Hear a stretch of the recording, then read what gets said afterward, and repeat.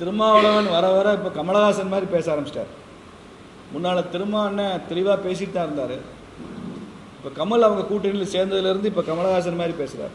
புரிய மாட்டேங்குது. திமுக கூட்டணி விட்டு திருமாவளவன் வெளியில் வருவாரா வர மாட்டாரா? அதிமுக கூட்டணி சேர மாட்டாரா? அப்படி தெளிவாக நீங்கள் கேளுங்க. இந்த கமலஹாசன் கூட சேர்ந்த சகவாச தோஷம் அப்படி ஆயிடுச்சு. யாருக்கு மதுரையை நோக்கி என்ன? எல்லாரும் மாதிரி தான் வராங்க. திமுக பொதுக்குழு மதுரை நடத்துறாரு, அவங்களும் மாதிரி தான் வராங்க. திருமாவளவன் அண்ணன் மதுரை தான் வராரு. எல்லாரும் மதுரை ஒரு அட்ராக்ஷனாக இருக்கு. சேகர் பாபு